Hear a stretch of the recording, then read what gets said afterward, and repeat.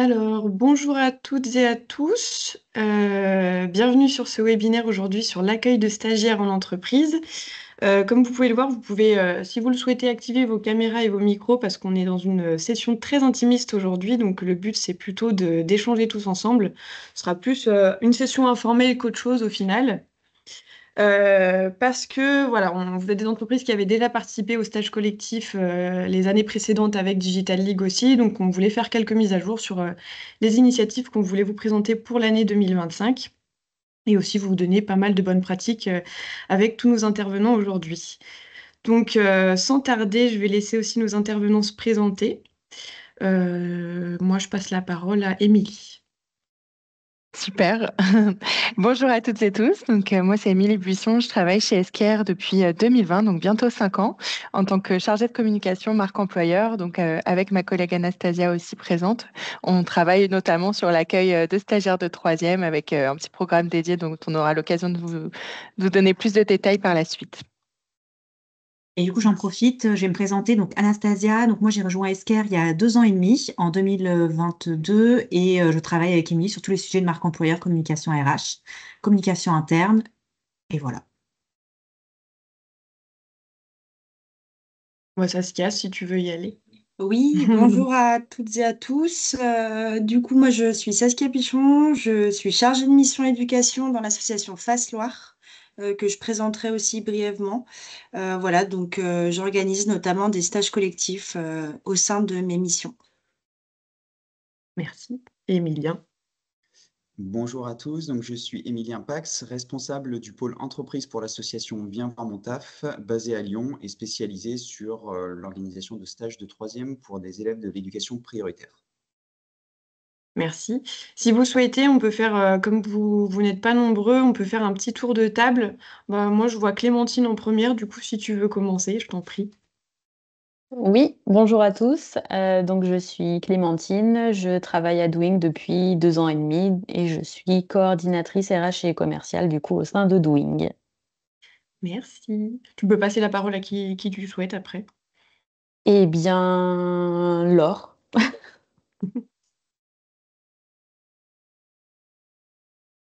On ne t'entend pas. Je vois que ton micro est activé, mais on ne t'entend pas, malheureusement.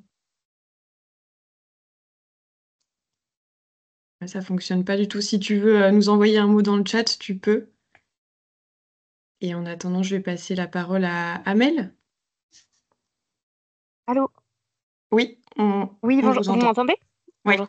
Alors, bonjour, moi c'est Amel, du coup, je suis à Alma Synscope sur Saint-Martin-d'Air depuis un peu plus d'1 an et demi et je m'occupe du coup de la gestion de la paye et d'une partie de la partie ressources humaines et donc je suis souvent en lien avec les stagiaires. Merci beaucoup. Et Mathilde. Oui, bonjour, Mathilde Trécourt, donc de la société Acanea, éditeur de logiciels à Limonest.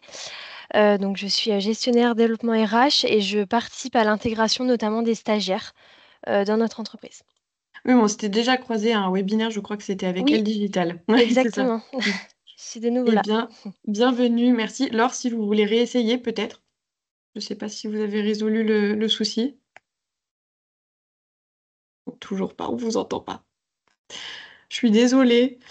Mais n'hésitez pas, si à un moment vous voyez que ça refonctionne ou à nous envoyer un message sur le chat, on y répondra avec plaisir. Je suis désolée. Eh bien, sans tarder, du coup, bon, parce qu'on a une heure et demie, mais une heure et demie, c'est long aussi. Donc, je vais peut-être passer la parole. On s'était pas forcément organisé pour le temps de parole. S'il y en a un qui souhaite commencer, peut-être. Parmi les intervenants. Emilien, si tu as une préférence. Comme vous préférez. Ça n'a pas d'importance, donc. Ouais, je t'en prie, Saskia, vas-y. Ok, Je ne veux pas de pas trop filer souci. la patate chaude. Non, il n'y a pas de souci. Il n'y a pas de souci. Tout le monde m'entend bien du coup là? Ouais, c'est nickel. Oui. Ok, super. Alors du coup, je partage mon écran. Hop.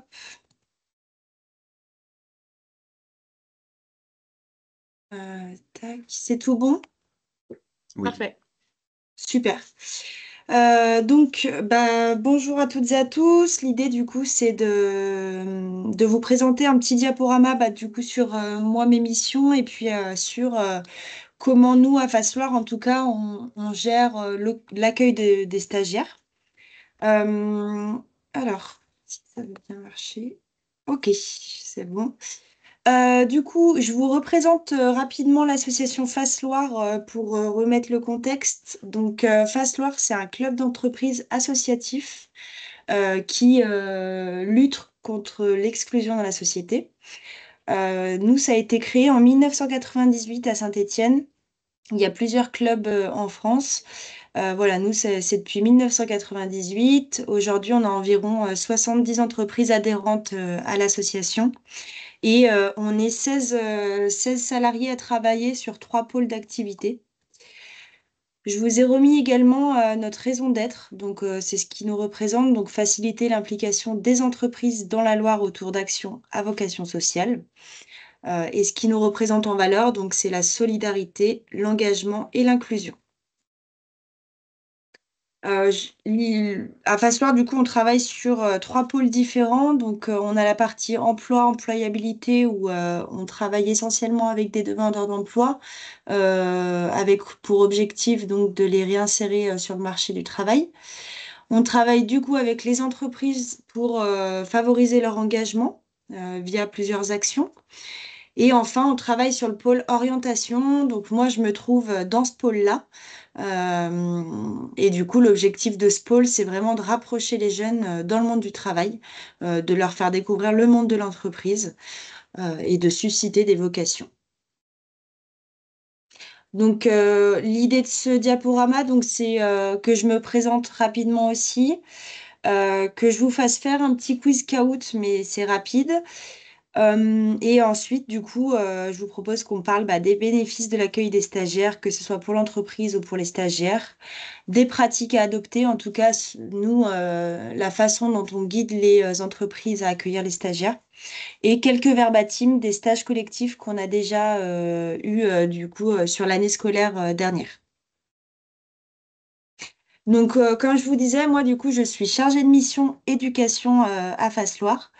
Donc, je vous ai remis également mes missions. Donc, voilà, la coordination et l'animation de stages collectifs de troisième en entreprise. Donc, vraiment, on fait la passerelle entre les collèges et les entreprises pour organiser des stages d'une semaine à destination d'un groupe de 8 à 12 jeunes. Donc, concrètement, voilà, on a un collège, une entreprise accueillante. Et nous, on organise tout le stage avec l'entreprise pour pouvoir les accueillir. Et on est présent sur la semaine aussi avec les jeunes pour l'encadrement et l'animation des stages. Favoriser l'insertion professionnelle des jeunes et soutenir leur orientation par la découverte de métiers et de centres de formation. Voilà, ma mission aussi, c'est d'organiser des visites d'entreprise et des visites de centres de formation pour des collèges. Voilà, pour toujours le même but, hein, faire découvrir le monde de l'entreprise et le monde du travail en général aux jeunes, mais aussi les possibilités, voilà, après le bac, les formations qu'ils peuvent éventuellement faire. Et du coup, voilà, organiser et animer divers programmes pour renforcer l'orientation avec des professionnels d'entreprise. Donc, je travaille aussi sur des actions de mentorat avec des collaborateurs d'entreprise pour qu'ils puissent apporter voilà, des ressources aux jeunes. Ça peut être, par exemple, travailler sur le CE, la lettre de motivation, de la simulation d'entretien, de la recherche de formation, de stage. Donc voilà, clairement, moi, mon rôle, c'est d'être vraiment au milieu, la passerelle entre entreprise et établissement scolaire, de lier les deux via différentes actions. Donc voilà, la plus grosse action du pôle éducation, c'est les stages collectifs de troisième. Voilà, donc cette année, pour vous donner une idée, on a 17 stages collectifs d'organisés, donc ça représente 17 entreprises et 17 établissements scolaires. Du coup, je vous propose qu'on fasse un Kahoot. Vous avez soit, vous pouvez scanner le QR code qui est ici, soit entrer Kahoot sur Internet et marquer ce code PIN. Et ensuite, ça va vous demander juste un pseudo et on pourra commencer. On pourra commencer.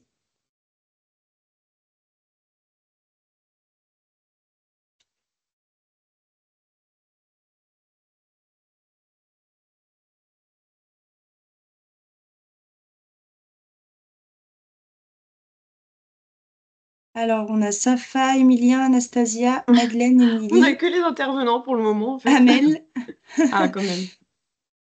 Clem, Laure, Mathilde. Parfait. Parfait. Je crois qu'on est bon. On est bon? Ouais.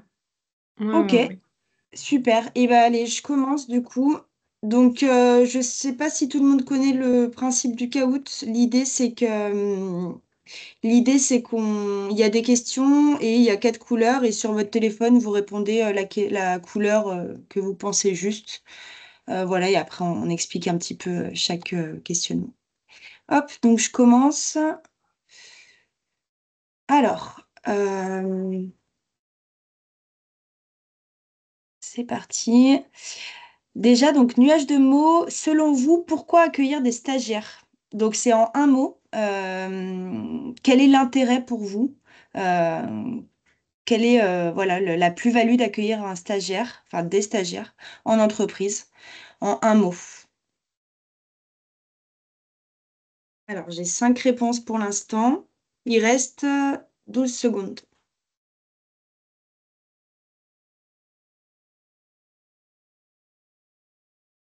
Ok. Alors, on a insertion, transmission, découverte, s'engager, découverte, regard, vivier, partage. Ok, super. Donc, c'est assez varié. On a découverte qui revient. Voilà, là, l'idée, c'est juste de voir un petit peu quel est l'intérêt pour chacun de répondre à cet objectif-là. Donc, c'est super. Donc, le quiz, du coup. Alors, à votre avis, un stage doit percevoir une gratification à partir de quelle durée? Alors, 2 mois, 1 an, 4 mois ou 6 mois?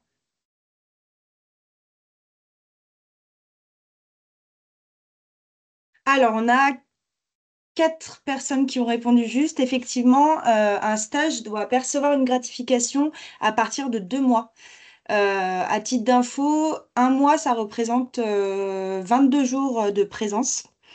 Euh, voilà, donc à partir de 2 mois, que ce soit consécutif ou non, un stage doit être gratifié. Et pour information aussi, c'est 4,35 € de l'heure. Alors, question suivante. Ah oui, on a le petit classement à chaque fois. Donc, bravo Emilien. Il y a aussi la rapidité, mais bon, l'idée, c'est voilà, c'est pas un concours du tout. Alors, vrai ou faux, est-ce qu'une convention de stage est obligatoire avant de réaliser un stage, à votre avis?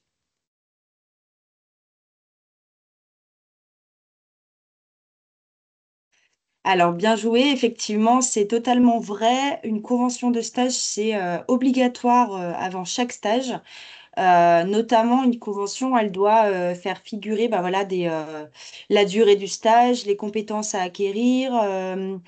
Il peut y avoir aussi les activités qui sont confiées aux stagiaires pendant le stage, la date de début et la date de fin aussi. La durée hebdomadaire de présence au sein du stage, les conditions d'autorisation d'absence, voilà, le taux horaire, les clauses du règlement intérieur. Enfin voilà, il y a beaucoup de choses qui sont stipulées, mais effectivement, c'est obligatoire de faire signer une convention avant tout stage.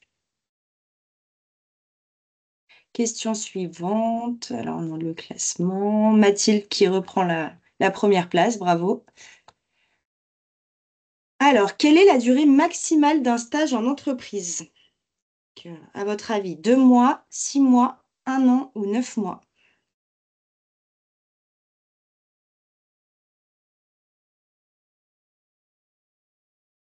Alors, bravo, donc c'est 6 mois. Donc voilà, un stage concrètement ne peut pas dépasser 6 mois dans la même entreprise. Il y a des exceptions, par exemple pour les stages à l'étranger ou des stages peut-être dans certaines structures. Mais voilà, normalement, légalement, voilà, ça ne peut pas dépasser 6 mois dans la même entreprise. Ça représente aussi, à titre d'info, 924 heures de stage. Mais voilà. Alors, Emilien reprend la tête du classement. Bravo. 3 bonnes réponses d'affilée. Alors, à votre avis, quel est le nombre maximum de stagiaires autorisés en entreprise, notamment si c'est une entreprise de moins de 20 salariés? Alors, un stagiaire maximum, 5, 3 ou 2?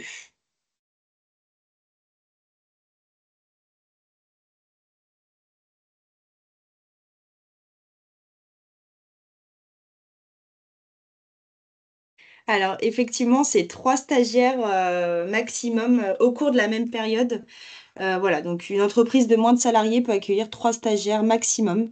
Parce que du coup, l'idée, c'est que le nombre de stagiaires peut pas dépasser 15% de l'effectif de l'entreprise. Donc, c'est pour ça. Donc, 3 stagiaires maximum. Hop. Ah ben, le classement change. Anastasia passe en première place. Bravo. Alors, un ou une stagiaire qui est mineur est absent ou absente, vous ne parvenez pas à le joindre. Qu'est-ce que vous faites à votre avis? Est-ce que vous laissez un message et vous attendez de voir et d'avoir des nouvelles? Vous prévenez l'établissement par mail et téléphone, vous ne faites rien, ou vous appelez les parents. Bravo, effectivement, la priorité, c'est de prévenir l'établissement scolaire. Normalement, c'est eux qui font le lien avec les parents. Pareil, il faut toujours prévenir par téléphone et par mail. Ça, c'est plus pour la responsabilité des jeunes. Prévenir de l'absence, au moins, voilà, vous avez prévenu par mail, il y a une trace écrite. Mais ensuite, c'est l'établissement scolaire qui gère vraiment la partie appeler les parents.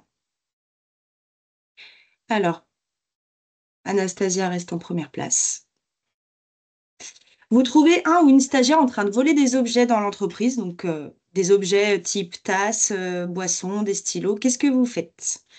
Vous appelez les parents, l'établissement scolaire, vous virez le ou la stagiaire, vous laissez faire et vous lui demandez de rendre le matériel. Pareil, effectivement, vous appelez l'établissement scolaire pour qu'ils interviennent et qu'ils interviennent tout de suite, donc qu'ils puissent venir le jour J. Pareil, donc c'est pas à vous d'appeler les parents, mais c'est à l'établissement scolaire et vous pouvez pas virer le ou la stagiaire comme ça. Donc effectivement, là, l'idée, c'est juste de se dire, ben, s'il y a un problème, l'établissement scolaire, c'est vraiment la priorité sur les appels. Bravo Anastasia qui reste en première place. Là, il y a plusieurs réponses possibles. À votre avis, quel est le rôle d'un tuteur ou d'une tutrice envers les stagiaires? Donc, il y a plusieurs réponses possibles.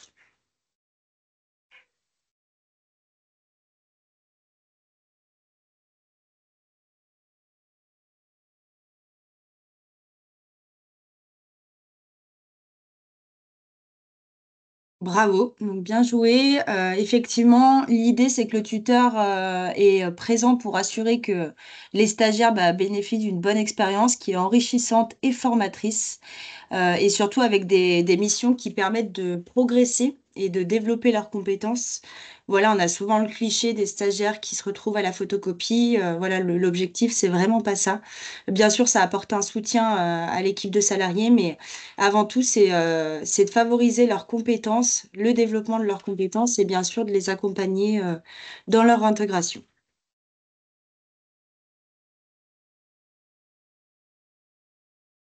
Et enfin, une dernière question, pareil, il y a plusieurs réponses possibles. À votre avis, quelle est l'utilité d'accueillir des stagiaires, tout simplement?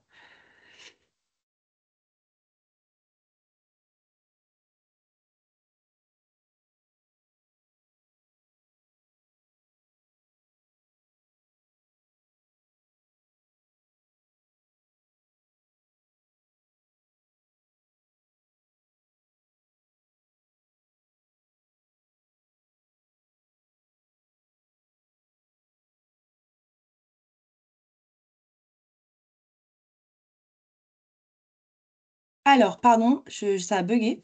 Alors, vous avez répondu un peu de tout. Effectivement, là, les 4 réponses étaient justes, hein. On a à la fois donné du sens à son travail en tant que salarié, répondre aux valeurs de son entreprise, faire connaître ses métiers et évidemment donner une visibilité à son entreprise, hein. On reverra ça aussi dans le diaporama.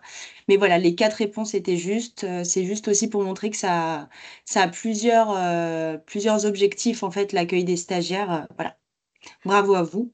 On doit avoir le classement, le podium. Alors, en troisième position, on a Émilie. Bravo, c'est très bien. En deuxième, Anastasia, qui a tenu tête tout le long quand même. Et en première place, Émilien. Bravo à vous. Bien joué. Hop, alors, je vais repartir sur le diaporama. Hop, tac. Vous voyez toujours bien, c'est bon? Oui, Oui, oui, très Oui, bien. super. oui.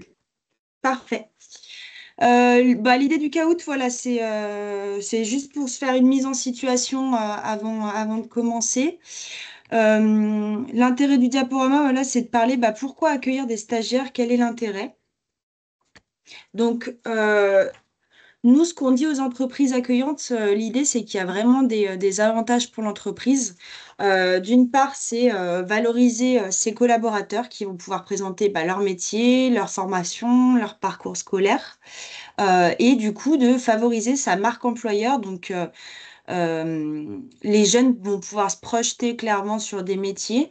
Donc, concrètement, un stage, ça permet aussi de préparer un peu le recrutement de demain, de recruter, pourquoi pas, de futurs salariés, même si bien évidemment, c'est pas l'année d'après qu'ils vont rentrer dans l'entreprise.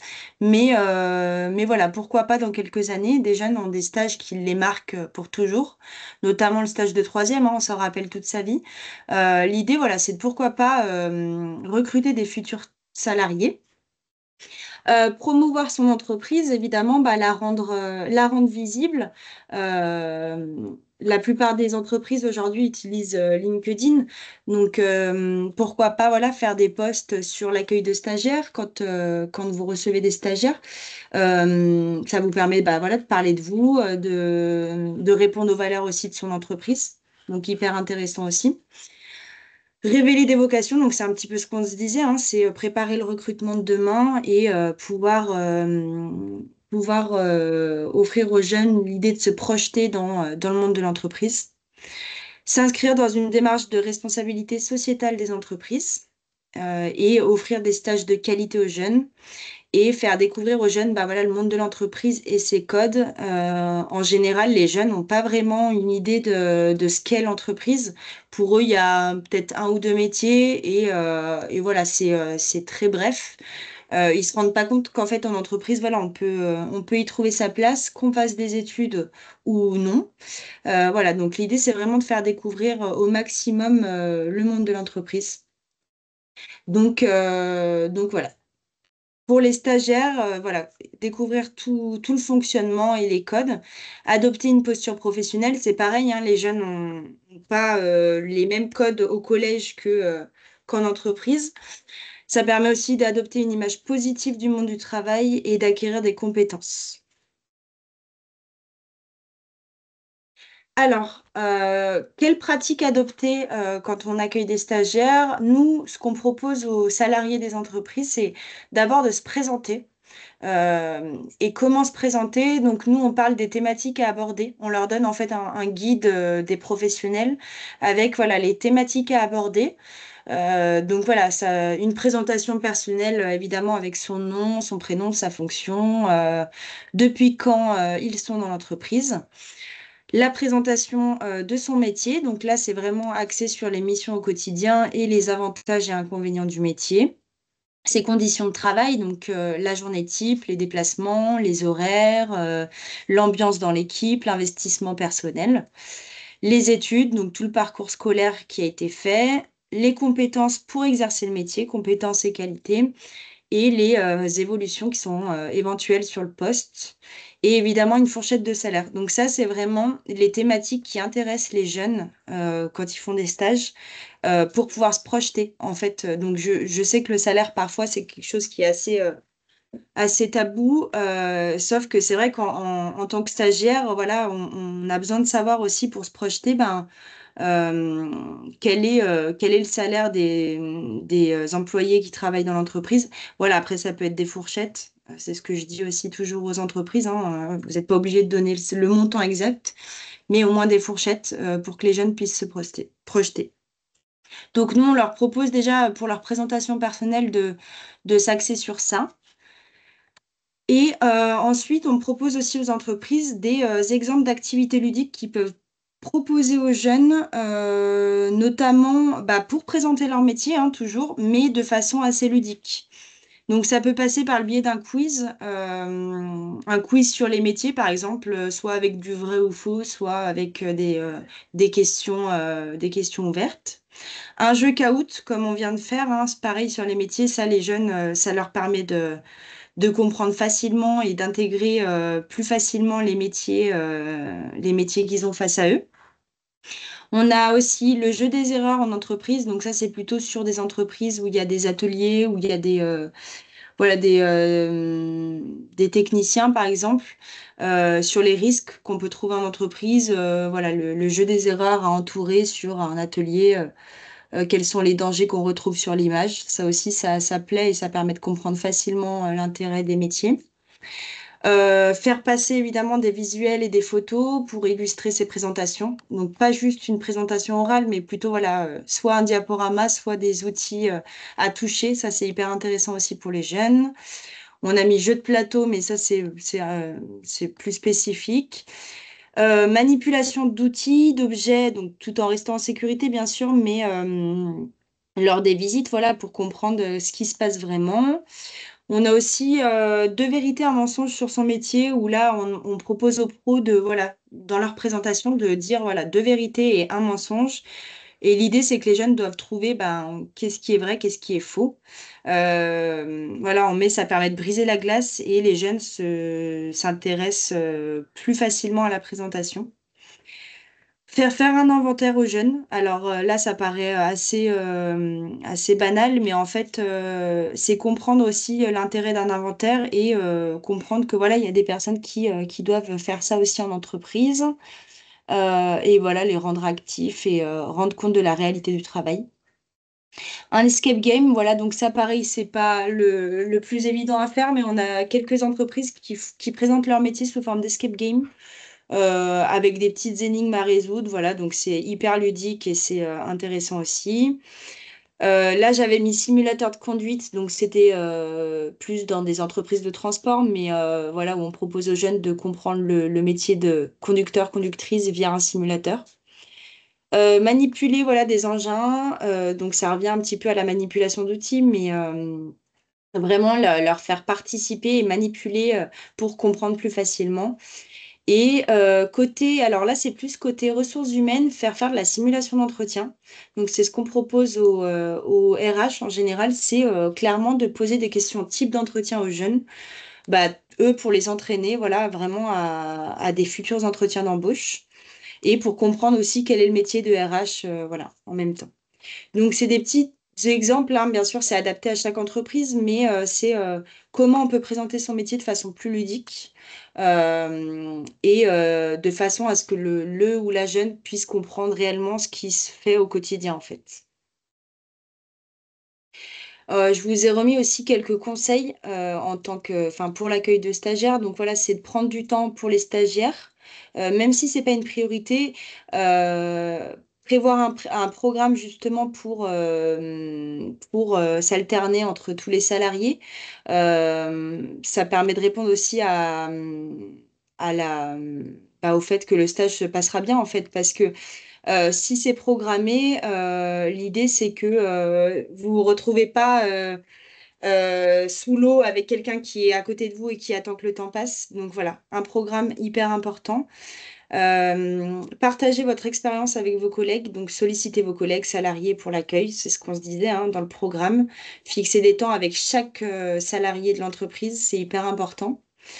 Préparer son espace de travail aussi, prévoir un bureau, du matériel, des documents, dans la mesure du possible évidemment, mais voilà, c'est toujours intéressant de prévoir en fait l'accueil du stagiaire et de préparer un espace pour qu'il se sente vraiment intégré. Communiquer évidemment les informations pratiques, ça c'est en amont du stage, mais sur les repas par exemple, comment ça se passe les repas chez nous, les horaires d'ouverture, etc. Donner des propres conseils, donc pouvoir échanger sur son métier, sachez rebondir si nécessaire, donc des missions à revoir. N'oubliez pas que votre stagiaire n'est pas un collègue, donc effectivement, on ne peut pas non plus trop en demander aux stagiaires, et il ne faut pas qu'il soit laissé seul avec des responsabilités trop importantes, mais ça, de toute façon, on le sait. Prenez le temps de faire un bilan, ça c'est hyper important aussi pour les jeunes, que ce soit pendant le stage ou à la fin, mais voilà, faire un rapport d'étonnement. Répondez-lui s'il vous donne des nouvelles. Ce sera peut-être un futur salarié, donc ça revient à ce qu'on disait tout à l'heure. Vous préparez peut-être votre recrutement de demain, donc hyper intéressant aussi. Je vous ai mis quelques verbatim des entreprises qu'on a eues sur l'année scolaire dernière qui ont accueilli des stages collectifs pour le coup. Donc voilà, je serai prêt à reproduire l'expérience pour la transmission de savoir et l'implication des collaborateurs. Donc transmission, c'est le mot qui est ressorti tout à l'heure dans le caout. Accueillir des stagiaires est toujours enrichissant. Cela permet aux jeunes d'apprendre des intervenants, mais également les intervenants apprennent des jeunes. Ce stage répond aux valeurs de notre entreprise, à mes convictions personnelles, la transmission aux jeunes, l'égalité des chances. Donc voilà, il y a vraiment des plus-values pour les entreprises qui se sentent réellement engagées et qui trouvent vraiment des bénéfices voilà, à l'accueil des stages. Merci de m'avoir écouté. J'espère que j'ai été claire. J'ai essayé de ne pas mettre trop longtemps. Hop. C'est parfait, merci beaucoup Saskia. Merci à vous.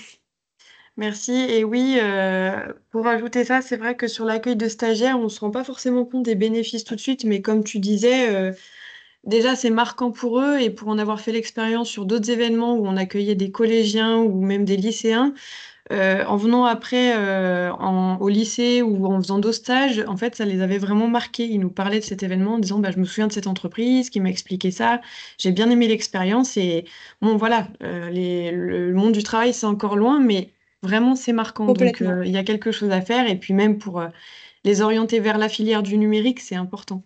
Complètement. C'est Voilà. marquant et c'est pour ça que c'est bien que ce soit organisé en amont avec un vrai planning, mais il faut aussi compter sur son équipe de travail, en fait, pouvoir faire en sorte que chacun rencontre le stagiaire, mais c'est vrai que c'est très marquant un stage, Ouais, donc ouais, il faut que ouais, ce soit de c'est qualité. clair. Bah, merci beaucoup. Si vous avez des Merci à questions, vous. n'hésitez pas.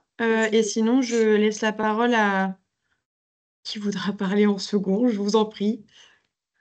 N'hésitez pas. Je pense que je pourrais prendre la suite parce que forcément, ce sera assez complémentaire de ce qu'a pu dire Ouais, Saskia. ouais, Mais très bien. peut-être qu'effectivement, avant que je prenne la parole, il y a peut-être des questions. On est Ouais, suffisamment peu nombreux pour se permettre d'avoir des interactions. c'est clair. Donc, n'hésitez pas à ouvrir vos micros, à poser des questions si vous avez besoin, ou même dans le chat si vous pensez à une autre question plus tard. Et je pense qu'on est bon, Emilien. Ouais. Ouais. Ok, et ben, je vais prendre la suite. Alors forcément, il y aura des choses qui seront un peu des redites, mais je pense que ça permet d'insister sur certains points que Saskia a pu dire. Alors, je vais partager mon écran. Je vous demanderai juste de me confirmer si ça fonctionne bien. Est-ce que vous avez mon écran et la présentation qui s'affiche ou pas? Oui, C'est tout bon. Ouais, ok, ouais, super. nickel. Alors, viens voir mon taf. Donc, c'est une association qui œuvre pour l'égalité des chances et contre le déterminisme social à travers un projet, un seul et unique projet, j'ai envie de dire, très spécifique, qui est trouver des stages de troisième de qualité pour les élèves de l'éducation prioritaire. On entend par éducation prioritaire les collèges qui sont classés en zone REP, REP+, anciennement les zones ZEP, qui sont peut-être encore plus connues sous ce nom-là. L'idée, c'est de se dire que ce stage de troisième, c'est par excellence le stage qu'on va trouver par réseau personnel. La famille, les amis des parents, les parents des amis, etc. Mais très souvent, c'est un stage qu'on trouve par ce biais-là. Et assez souvent aussi, on rend service à des collègues en acceptant de prendre leurs enfants en stage, etc. On est plutôt dans cette dynamique-là. Sauf que ces élèves qui sont scolarisés dans l'éducation prioritaire n'ont pas forcément accès au même réseau personnel. Déjà parce qu'il y a une grande partie des parents qui sont sans emploi ou sans activité. Et donc, ces jeunes-là vont se retrouver plus souvent que la normale à faire des stages par défaut. Là, en l'occurrence, j'ai mis un chiffre qui est que 43% des élèves des établissements REP, REP+, font le stage de leur choix, contre 69% dans les autres établissements. Donc, il y a quand même une différence assez marquée. Et donc, l'objectif de notre association, c'est de les accompagner pour aller trouver un stage qui ne soit pas un stage par défaut, mais un stage qui réponde à leurs attentes, à leurs besoins, à leurs envies de découvrir un métier. Viens voir mon taf accompagne tous les acteurs du dispositif, les collèges, les élèves de ces collèges, les entreprises et les tuteurs, tutrices de ces entreprises qui sont mobilisés. Les collèges, comme vous l'avez compris, on travaille exclusivement avec les collèges REP, REP+. Donc, il y en a, alors je vais faire un focus Rhône, hein, mais on a 31 collèges dans le Rhône. Et sur ces 31 collèges REP, on travaille avec 8 d'entre eux de façon plus approfondie, avec notamment des ateliers qui vont ressembler à ce que présentait Saskia, des ateliers dès la fin de la 4e et sur l'ensemble de la 3e, où on va accompagner ces jeunes à se préparer au stage de 3e, à la posture professionnelle, à la préparation d'un CV, d'une lettre de motivation. On va faire aussi des permanences candidatures avec eux pour les accompagner sur l'acte de candidater à des offres de stage. Donc, on accompagne les collèges, on accompagne les élèves qui vont s'inscrire sur notre plateforme, la plateforme étant vraiment l'interface principale entre, d'une part, les élèves et d'autre part, les entreprises qui postent des offres.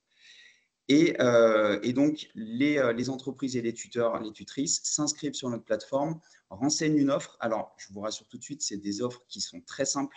Déjà parce qu'en termes de vulgarisation du message, c'est important de considérer qu'on s'adresse à des enfants qui ont 14-15 ans. Il faut donc des mots simples et c'est vrai que parfois, on a nos jargons professionnels qui sont assez poussés avec des acronymes, etc. Et c'est un exercice très intéressant que de rendre accessible son offre de stage et la présentation de son métier. Voilà, donc ça, c'est vraiment pour schématiser la mission principale qui est celle de Viens voir mon taf. Après, pour donner un petit peu plus d'éléments, c'est une association qui existe depuis maintenant 10 ans. Enfin, on va fêter les 10 ans en 2015. C'est une association qui a été créée à Paris par Mélanie Taravan, Virginie Salmen et Gaël Frilet, qui sont pour la plupart des journalistes européens et France Télévisions. Et en fait, elles ont constaté qu'effectivement, il y avait ce delta en termes d'accès aux stages de qualité entre les élèves autres et les élèves scolarisés en zone REP, REP+. Il y a maintenant 5 ans, l'antenne de Lyon a été ouverte, puis celle de Grenoble il y a 3 ans, et cette année, on vient d'ouvrir une antenne à Marseille. Donc, au total, 4 antennes en France, avec un ancrage forcément extrêmement local, parce que la notion d'accessibilité pour les jeunes est très importante. Ils vont chercher un stage qui n'est pas trop éloigné de chez eux et auquel ils peuvent accéder en transport de façon assez simple.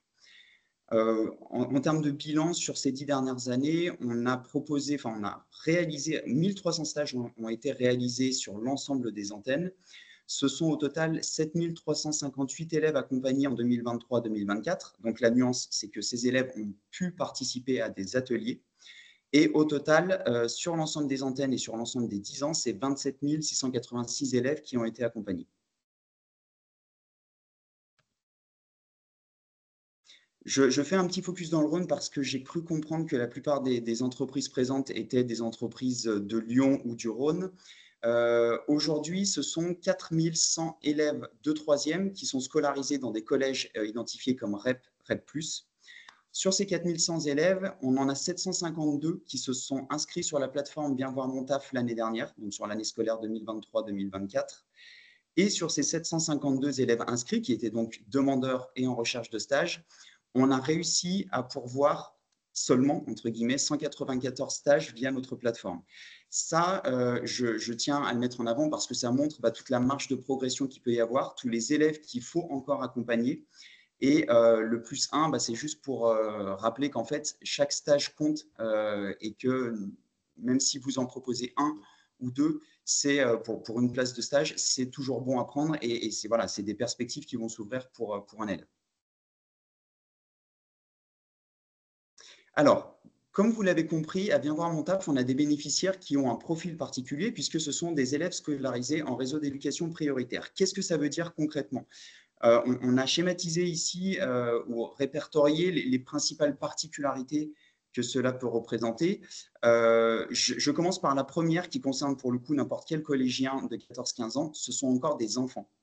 Et c'est quelque chose qu'il faut garder en tête à chaque fois quand on va accueillir en stage un élève de 14-15 ans ou quand on va faire tout le processus de recrutement d'un élève. De recrutement, c'est un grand mot, mais de sélection. Gardez toujours en tête que c'est des élèves qui sont jeunes, qui ne connaissent pas le monde du travail, qui apprennent en avançant et donc voilà, il faut en tenir compte au quotidien. Ce sont des jeunes qui ne se sentent pas toujours à la hauteur de leurs ambitions. Il y a clairement un déficit de confiance parce qu'ils évoluent dans un environnement qui n'est pas forcément propice à développer cette confiance, à développer cette estime de soi. Donc ça, il faut l'avoir en tête. Ce sont également des élèves qui n'ont pas nécessairement une culture numérique. Il y a vraiment des a priori sur cette maîtrise de l'outil numérique. Ils vont avoir une bonne maîtrise de certains réseaux sociaux, TikTok, etc. Ça ne veut pas pour autant dire qu'ils sont à l'aise sur un clavier d'ordinateur, sur de la bureautique, etc. Et il y a une vraie fracture numérique pour certains d'entre eux, en particulier dans ces zones d'éducation prioritaire. Ensuite, ils ne sont pas forcément habitués au transport en commun. Ça peut paraître surprenant, mais à 15 ans, leur collège est à côté de chez eux. Ils n'ont pas forcément besoin de prendre des transports au quotidien, donc ça reste un aspect découverte. Et quand il s'agit de faire ne serait-ce que 25, 30, 40 minutes de déplacement avec des changements de moyens de transport pour aller sur le lieu de stage, c'est une vraie nouveauté pour eux. Ces élèves-là n'ont pas toujours des parents en activité professionnelle. Voilà, ça, je le disais tout à l'heure, mais c'est vrai que c'est important. Ils n'ont forcément pas accès au même réseau. Ils n'ont pas forcément une idée claire du métier qu'ils veulent faire, mais ça, encore une fois, à cet âge-là, c'est normal. Je crois qu'on estime qu'en troisième, on connaît environ 10 à 15 métiers, alors que l'Éducation nationale souhaiterait qu'en fin de troisième, ce soit plutôt autour de 45-50 métiers connus par les élèves de troisième. Donc, il y a encore énormément de chemin à faire et il ne faut pas être surpris si certains métiers, notamment sur des fonctions support, qui sont des métiers pas forcément très visibles de tout le monde, et ben, c'est des métiers qu'ils ne vont pas forcément connaître ou appréhender correctement. Et puis, j'appréhende les codes du monde du travail, ça va de soi. Ce stage de troisième, c'est leur premier pas en entreprise, le tout premier pas. Et donc, ils ont tout à apprendre en termes de posture et de codes du monde professionnel. Donc, sur ces bénéficiaires, il y a des choses qui relèvent plutôt du caractère jeune de ce public, et puis d'autres qui vont plutôt relever de leur situation sociale, du milieu dans lequel ils évoluent au quotidien. Alors, le stage de troisième, qu'est-ce que c'est? Là, on est vraiment sur la forme du stage de troisième, et je m'excuse encore s'il y a des choses qui ont déjà été dites par Saskia, mais ça permet d'insister là-dessus. D'abord, c'est une immersion de 5 jours dans le monde professionnel. Alors, j'ai mis le petit icône main 5 jours parce qu'au final, ce ne sont que 5 jours. Et c'est vrai qu'à l'échelle d'une année professionnelle, c'est finalement assez peu. C'est un stage qui est conventionné obligatoirement, non rémunéré, puisque en dessous de 2 mois, de 30 heures maximum. C'est vrai que ça, c'est important à avoir en tête. Ça peut être des stages de 25-30 heures parce qu'en fonction de l'âge, ils ne peuvent pas forcément faire plus. Et sur le temps scolaire, donc habituellement, c'est du lundi au vendredi. Il peut y avoir quelques exceptions, mais globalement, il faut plutôt essayer de se tenir à ce temps scolaire et des journées assez classiques du lundi au vendredi. C'est un stage qui est obligatoire en classe de troisième. C'est important de le rappeler parce que tous les élèves doivent trouver un stage. Et c'est aussi pour ça que dans certains cas, ils vont se retrouver à faire des choix un petit peu par défaut parce qu'ils doivent faire ce stage-là. Et il est notamment nécessaire pour valider le brevet. Dans certains cas, il peut faire l'objet d'un oral de stage qui va compter pour la note du brevet. Le stage de troisième, il peut être individuel, semi-collectif ou collectif. Alors, Saskia a déjà bien présenté le dispositif collectif que peut proposer FAS Loire et FAS Grand Lyon aussi, puisqu'il y a aussi FAS Grand Lyon qui propose sensiblement la même chose.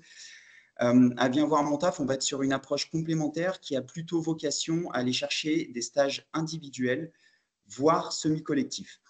L'intention derrière ça, c'est de se dire allons au bout de l'intention et accompagnons le jeune en tant qu'individu dans cette valorisation de lui-même, dans la restauration de la confiance qu'il peut avoir et qu'il puisse considérer que lui, en tant qu'individu, il est considéré par un professionnel qui va lui consacrer du temps, qui va avoir une vraie interface avec lui, qui va échanger, qui va interagir.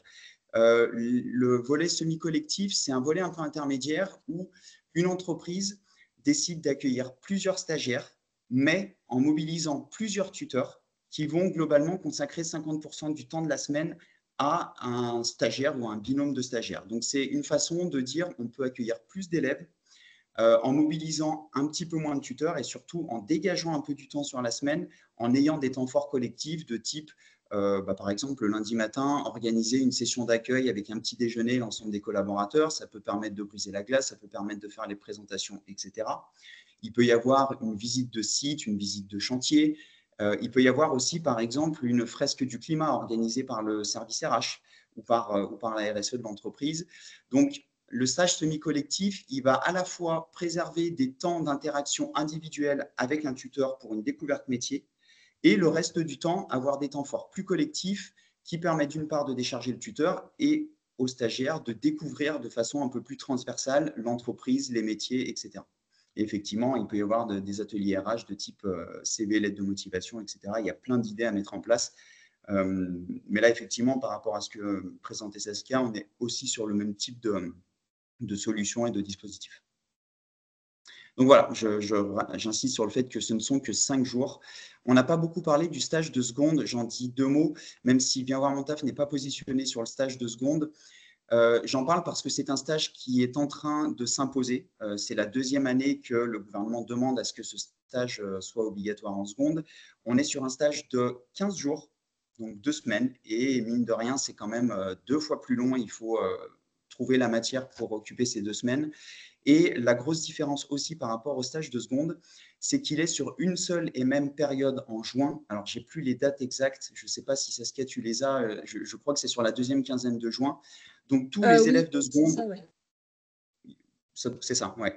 Tous les élèves de seconde doivent faire leurs 15 jours de stage à la même période.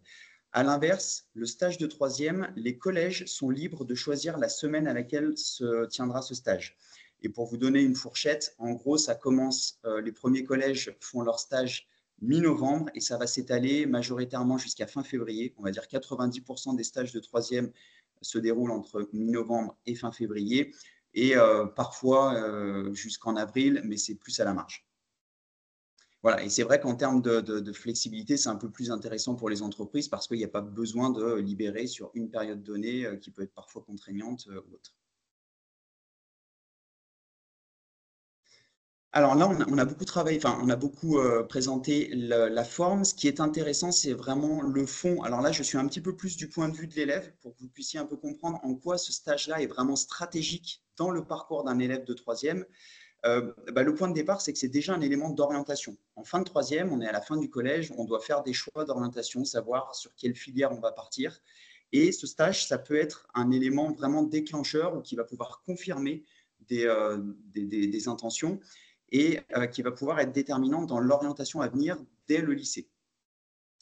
Ensuite, c'est un stage de découverte. Alors, découvrir des métiers, découvrir des secteurs d'activité, mais plus largement, et je pense que c'est ça qu'il faut retenir, découvrir le fonctionnement du monde de l'environnement professionnel.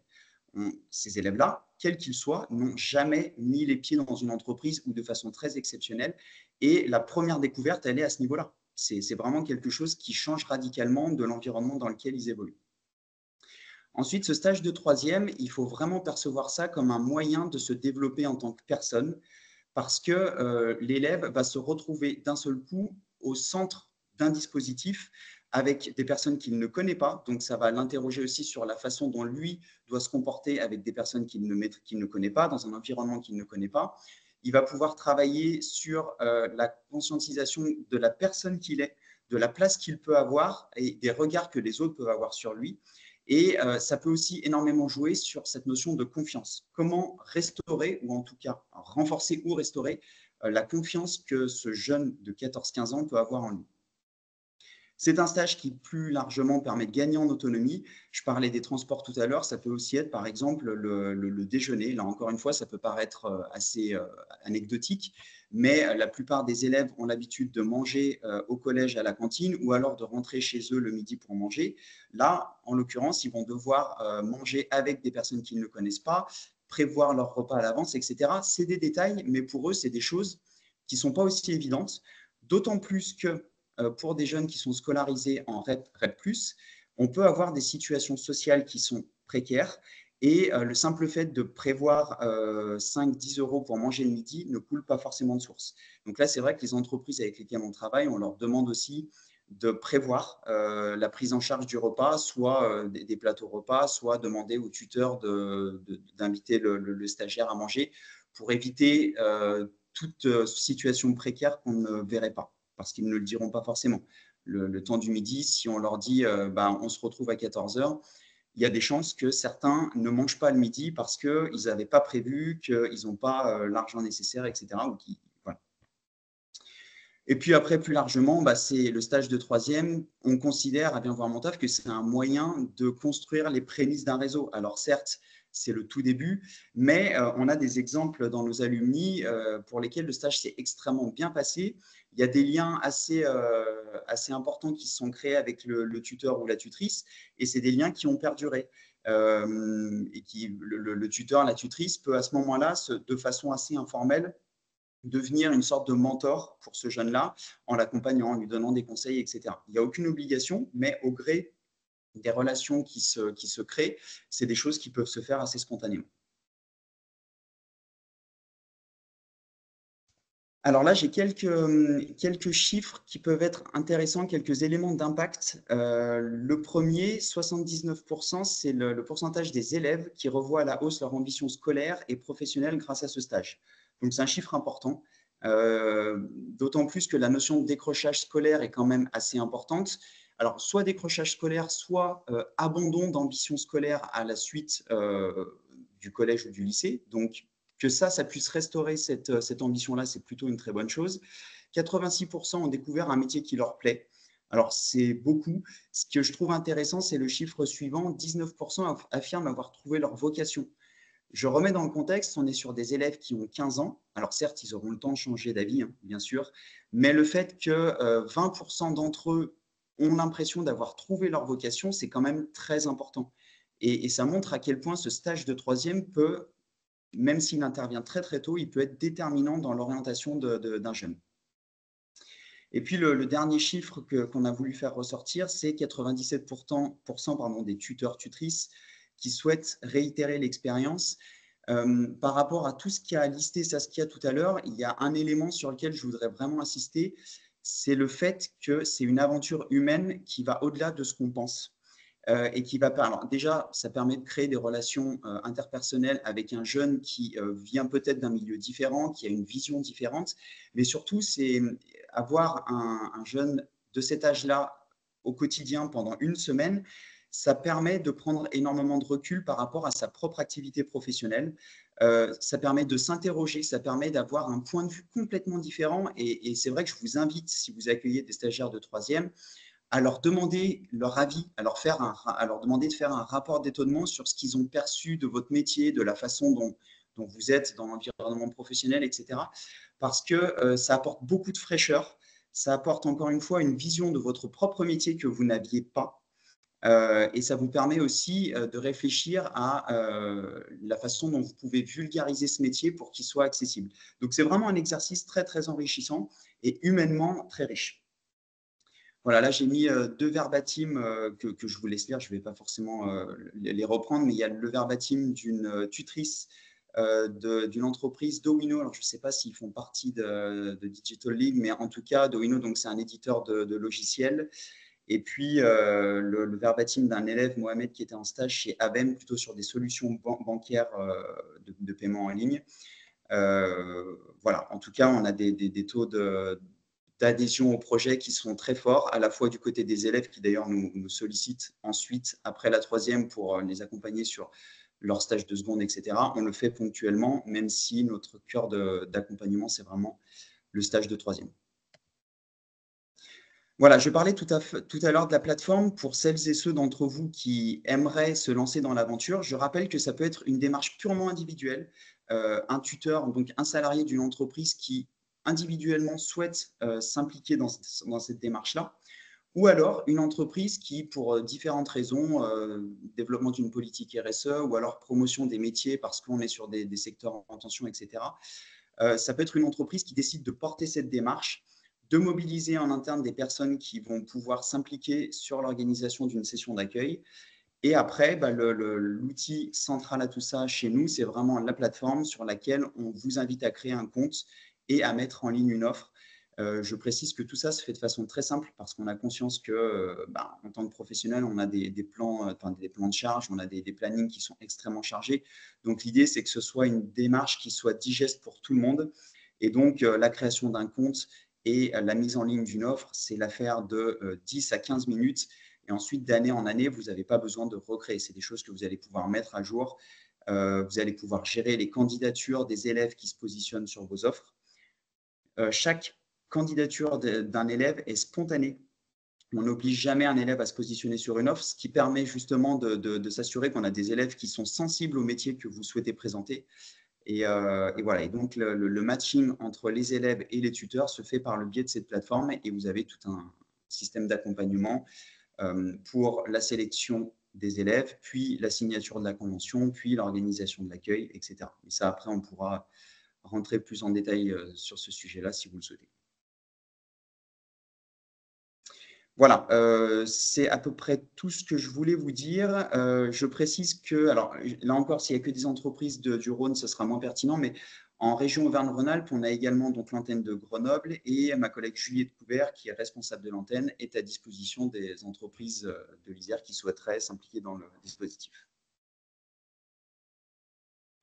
Voilà, Madeleine, ce que je voulais dire et à disposition pour échanger. C'est parfait. En plus, 30 minutes, tout pile. C'est royal. Merci beaucoup, Émilien. Voilà, juste avant de passer la parole du côté Esker, je tiens à préciser voilà, qu'on vous met en lien du coup avec ces 2 nouvelles plateformes finalement. Ça vous fait 2 fois plus de ressources aussi pour pouvoir accueillir des stagiaires. Vous voyez l'ergonomie, la facilité de la plateforme, franchement, c'est le top du top. Et ce que je souhaitais mettre en avant aussi, c'est que nous, du côté Digital League, on souhaitait peut-être vous faire signer une charte, une sorte de contrat de courtoisie finalement pour mettre en avant cet accueil de stagiaires dans votre politique RSE et aussi auprès du département, de la région, de la métropole de Lyon, etc. Et en contrepartie de quoi, on pourrait aussi valoriser cet accueil de stagiaires avec un tournage de vidéo au campus Région du Numérique. Je pense que vous connaissez toutes et tous de toute façon. Une présentation de votre entreprise, quelque chose du genre, et aussi vous offrir l'occasion d'avoir l'accès au guide tuteur et stagiaire tout au long de la semaine pour pouvoir justement occuper votre stagiaire au moment où vous n'êtes pas disponible, etc. Mais je vous en reparlerai peut-être plutôt à la fin. Et justement, en parlant de bonnes pratiques, du coup, je vais aussi mettre en avant Esker, qui a vraiment pas mal de choses à dire là-dessus et un bon retour, je pense. Émilie ou Anastasia, je vous laisse prendre la parole. Merci beaucoup. Oui, avec plaisir. Alors, je prends juste 2 secondes pour partager l'écran. Hop. On voit très C'est bon bien, pour l'écran? parfait. Ouais, nickel. Super. Parfait. Donc peut-être pour commencer, juste une rapide présentation d'Esker pour celles et ceux qui peut-être ne nous connaîtraient pas. Donc Esker est un éditeur de logiciels qui existe depuis 1985. Donc on va fêter nos 40 ans l'année prochaine. On est basé sur Villeurbanne en face du parc de la Tête d'Or et en fait on est spécialisé dans le cloud puisqu'on propose une plateforme qui vient digitaliser les cycles de gestion au sein des entreprises. Donc ça va être vraiment pour faciliter la vie des services clients, achats et finances dans toutes les entreprises qui achètent ou vendent de la marchandise ou du service pour faciliter vraiment tous ces flux, que ce soit pour valider un bon de commande, faire une demande d'achat, valider une note de frais, etc. Donc notre mission, c'est vraiment de libérer de la valeur stratégique pour tous ces métiers puisque on vient automatiser un certain nombre de tâches et du coup, ça permet de dégager du temps pour des tâches à plus forte valeur ajoutée. Donc, ça vient aussi renforcer de la visibilité sur l'activité puisqu'on a tout un système de dashboard, etc., qui permet de vraiment avoir une vue d'ensemble sur son activité, sur ses flux financiers pour mieux gérer aussi toute son entreprise. Donc, on est présent à l'international puisqu'on a 15 filiales dans plein de pays, donc une grosse filiale aux US et puis également pas mal en Europe et également présent en Asie. Mais notre siège social est vraiment basé à Lyon puisqu'on est une entreprise lyonnaise. Un cinquième de nos effectifs sont basés dans notre pôle R&D et 55% dans des postes tech. Donc évidemment, tous les sujets en lien avec les enjeux de la diversité dans la tech, tous les recrutements tech, et évidemment aussi les sujets de féminisation des métiers du numérique sont des sujets qui nous tiennent particulièrement à cœur dans ce cadre-là. Donc, on est plus de 1000 collaborateurs et collaboratrices dans le monde et on a plus de 1700 clients avec particulièrement des portefeuilles sur des grands comptes. Voilà. Et la moitié de nos clients utilisent nos solutions depuis plus de 10 ans. Voilà pour le petit tour d'horizon Esker. Et donc, pour rentrer un petit peu dans le vif du sujet, ce qu'on voulait vous proposer avec Anastasia, c'est également un petit quiz. Donc, heureusement, on ne s'était pas concerté avec les autres intervenants, mais on n'a pas les mêmes questions. Donc, ça va, on ne fait pas trop doublon sur cet aspect, en tout cas. Donc, l'idée, c'est que vous puissiez juste répondre dans le chat en parallèle. Donc, première question. Chaque année, combien d'élèves de 3e et de seconde cherchent un stage d'observation en entreprise? Réponse A, 560 000. Réponse B, 800 000. Réponse C, 1 million. Réponse D, 1 360 000.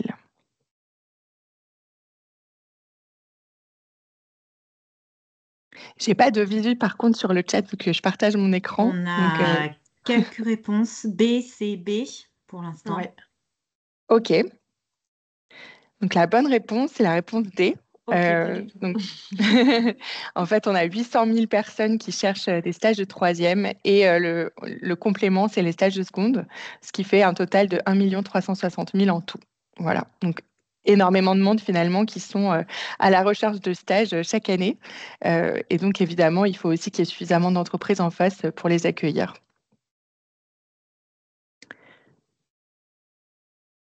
Deuxième question. Combien de postes représente le secteur du numérique en Auvergne-Rhône-Alpes? Donc là, c'est vraiment le nombre de personnes en fait, qui occupent des métiers du numérique en Auvergne-Rhône-Alpes. Est-ce que c'est 32 000, 53 000, 75 000 ou 95 000? Ah, j'ai honte, j'ose même pas répondre alors que je devrais le savoir, ça. C'est pas toujours évident de se rappeler des chiffres aussi. Ouais, bah, c'est clair. C'est clair, ouais. Pourtant, j'en ai passé du temps sur le PIEC, mais alors là... La réponse D, la réponse C. Et c'est bien la réponse Effectivement. D. 95 000. Donc, si on met ça en perspective finalement avec le nombre de stagiaires qui cherchent des postes, voilà, on peut se dire que le numérique est quand même une belle opportunité aussi à leur proposer, puisqu'il y a quand même pas mal de personnes qui occupent ces métiers dans la région. Et du coup, dernière question. Donc là, on va plutôt faire un Il y en a focus deux sur... encore, pardon, il y en a encore deux. On va faire un focus plutôt sur la féminisation des métiers du numérique. Donc ça nous semblait quand même important parce que, comme l'a évoqué Émilie tout à l'heure, voilà, c'est un sujet qui est important. Et cette question permet de mettre vraiment le focus là-dessus et le pourquoi c'est important. Parce que justement, quelle est la part des femmes qui sont représentées dans ces métiers-là? Est-ce que c'est 50% réponse A, 40% réponse B, 32% réponse C, 24% réponse D? Et là, j'ai pas mal de dés qui ressortent. D'ailleurs, j'ai que cette réponse, effectivement, ouais, tout à fait. C'est la bonne réponse. Donc, vraiment, gros enjeu, en fait, quand on voit tout ce que peuvent proposer les métiers du numérique en termes d'opportunités. Donc, on l'a bien vu en termes de vraiment opportunités au sens numéraire du terme, mais aussi opportunités de travail en termes de qualité de vie, équilibre vie pro-vie perso, etc. Et qu'on voit que seulement 24% des femmes sont représentées, bah, il y a un vrai sujet quand même à adresser là-dessus. Et donc, si on met tout ça en parallèle, donc effectivement, le nombre de personnes qui cherchent un stage ou alors le nombre de femmes qui, dès leur plus jeune âge, envisagent spontanément de s'orienter vers les métiers du numérique. Selon vous, quelle est la part d'adolescentes qui pensent spontanément justement à ces métiers-là quand elle doit, je ne sais pas, commencer à parler de ce qu'elle aimerait faire plus tard? Est-ce qu'on est sur 7%, 12%, 20% ou 25%? Alors, on a pas mal de réponses A, une réponse B. Oui, c'est bien 7%. Donc, ce chiffre, il est issu de l'étude Gender Scan de 2021. Donc, je ne suis pas sûre que le chiffre ait beaucoup évolué depuis, malheureusement. Mais en tout cas, c'est vrai qu'il y a beaucoup de facteurs qui rentrent en considération, notamment chez les jeunes filles qui ne se projettent pas forcément naturellement vers ces métiers, pour plein de raisons. Donc, on ne va pas jouer à faire la liste, mais je peux en citer deux, trois, notamment l'influence des proches, le fait aussi de l'image et des stéréotypes qui peuvent être véhiculés par les métiers du numérique auprès des femmes et des jeunes filles, c'est-à-dire plutôt un métier à vocation masculine, où il faut être vraiment très, très doué en sciences, où il y a beaucoup d'hommes, donc forcément, peut-être qu'en tant que femme, on imagine moins aussi aller vers ces métiers. Donc, tout plein d'enjeux finalement qui peut être intéressant d'adresser auprès des collégiens et des collégiennes, évidemment des lycéens et des lycéennes, et notamment par le biais du stage. D'ailleurs, ce qui est intéressant pour compléter, c'est que dans cette étude, on voit donc 7% des adolescentes envisagent spontanément de s'orienter vers les métiers du numérique. Pour les garçons, c'est 29%. Donc, on voit déjà qu'à cet âge-là, il y a déjà en fait un fossé qui se crée entre les perspectives côté femmes, côté filles et côté garçons. Complètement. Donc, on voulait commencer un petit peu l'intervention aussi par revenir sur ce que ça pouvait vouloir dire pour nous, susciter des vocations dans le numérique, puisque c'est le thème de cette intervention, enfin du webinaire. Donc, on a listé quelques idées en fait de leviers qui pouvaient permettre d'adresser en fait le sujet et d'essayer de susciter des vocations auprès des collégiens et des lycéens. Donc, tout d'abord, proposer des modèles inspirants. Donc là, vraiment, ça va vouloir dire tout simplement, dans les représentations que les métiers du numérique peuvent avoir vis-à-vis de tout type de public et notamment des jeunes, avoir une diversité qui soit représentée pour que l'identification, la projection sur ces métiers soit facilitée. Partager aussi des parcours peut-être un petit peu plus atypiques. Ça permet aussi de se dire que voilà, c'est des métiers qui sont accessibles et qui sont accessibles. D'ailleurs, même si on n'a pas forcément choisi cette voie de prime abord, mais que dans le cadre, par exemple, d'une reconversion, on a envie d'aller vers ces métiers peut-être un peu plus tard dans le parcours. Et donc, voilà, quand on parle de diversification des profils, ça peut vouloir être évidemment des femmes, puisque sur ces métiers, on l'a bien vu, elles sont sous-représentées, mais aussi toute personne issue de minorité, puisque on le sait, le numérique, ça reste quand même un parcours assez privilégié, parfois aussi un parcours assez long. Selon les métiers, on va parler principalement des métiers qui sont représentés chez Esker. On parle de bac+5, parfois même d'école d'ingénieur. Donc forcément, et encore malheureusement, les minorités ne sont pas toujours très, très représentées dans ces écoles. Et donc, du coup, après, dans les entreprises sur ces métiers-là. Donc voilà, pouvoir représenter un maximum de profils diversifiés dès qu'on en a l'occasion, ça permet vraiment aussi aux plus jeunes de se dire, ce métier, finalement, il peut être fait pour moi et je peux facilement me projeter dessus. Donc ça peut passer par différents moyens, finalement, à chaque point de contact qu'on peut avoir avec un public extérieur, hein. Et puis là, si on s'adresse plus particulièrement à cette cible, ça peut être via des petites campagnes sur les réseaux sociaux, des portraits vidéo qui peuvent être diffusés par différents partenaires, par exemple, qui sont en contact avec ces publics cibles, ou alors des témoignages, des interventions aussi dans les écoles, dans les salons, toutes sortes de choses. Ah, je ne les ai pas dans l'ordre, voilà. Donc le second levier, ça va pouvoir être aussi donc de sensibiliser dès le plus jeune âge, puisqu'on le sait, le choix, finalement, les barrières en tout cas, et parfois certaines idées reçues sur des métiers peuvent arriver très tôt. Je crois que c'est dès 6 ans, en fait, que les jeunes filles peuvent se dire je suis nulle en maths et du coup, je ne peux pas me diriger vers ces métiers, ce qui est quand même dingue parce qu'on peut encore avoir une certaine marge de manœuvre pour intervenir sur des enfants de 6 ans, évidemment. Mais en tout cas, il y a vraiment ces barrières limitantes qui peuvent intervenir très tôt. Donc, c'est très important de sensibiliser dès le plus jeune âge. Et là, petit focus aussi sur tout ce qui est intervention dans des événements, puisqu'il y a pas mal d'événements qui sont orientés orientation, justement, des portes ouvertes, des choses comme ça, ou auprès des écoles. Donc, pour démystifier les métiers du numérique, casser tous ces préjugés, et puis informer aussi sur toutes les opportunités qui sont offertes par le secteur, puisque ce sont vraiment, il y aura de plus en plus d'opportunités, donc c'est un secteur très porteur qui va beaucoup recruter, donc c'est presque aussi la promesse finalement de trouver facilement de l'emploi derrière, etc., et puis d'avoir un niveau de vie plutôt qualitatif. Voilà. Et puis montrer aussi l'impact de ces métiers sur la société, donc l'impact positif, le fait que ça puisse aussi donner du sens finalement à un parcours d'orientation et plus tard un parcours professionnel. Ensuite, donc, toujours parmi les leviers pour pouvoir s'adresser et présenter un petit peu ces métiers aux collégiens, collégiennes, lycéens, lycéennes, donc bien évidemment l'accueil de stage et le mentorat. Donc effectivement, derrière, ça permet donc de créer des liens, d'accompagner la découverte et de faire en sorte que la personne, que l'élève puisse vraiment concrètement comprendre en quoi consistent ces métiers, parce que c'est vrai que quand on n'a pas eu spécialement un proche qui travaille dans ce secteur-là, ça peut paraître très abstrait, donc là, ça permet d'avoir un petit pied dedans, et ça permet aussi un contact direct pour plus d'impact et des interactions. Donc, derrière quelques exemples de ce qu'on peut mettre en place pour faciliter les choses. Donc, on en avait parlé je pense que Saskia en a parlé lors de sa présentation, mais on peut mettre en place un programme dédié avec des ambassadeurs, ambassadrices métiers pour pouvoir présenter plus en détail les métiers et vraiment les faire découvrir.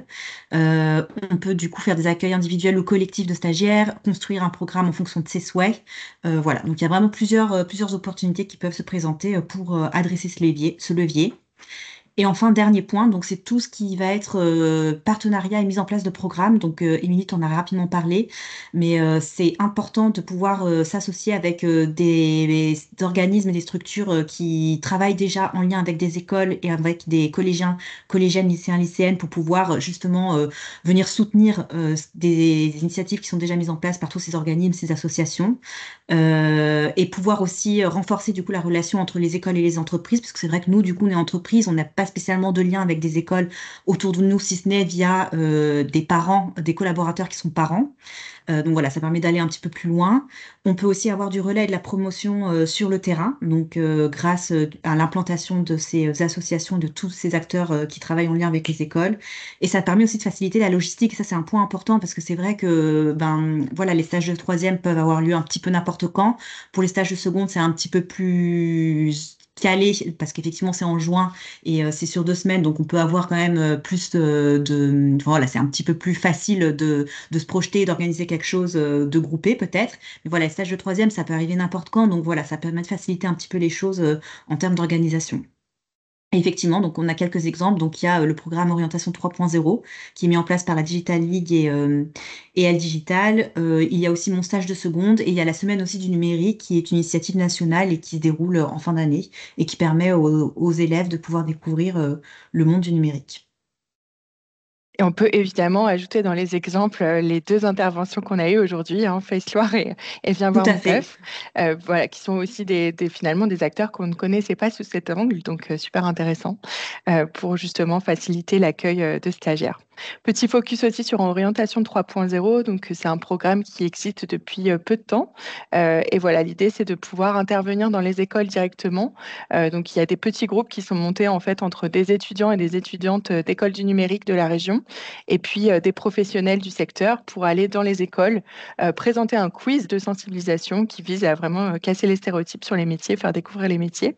Voilà, donc c'est des petites sessions d'1 heure et il y a vraiment une tournée qui a lieu pendant une semaine. Donc ça aura lieu pendant la semaine du 25 novembre.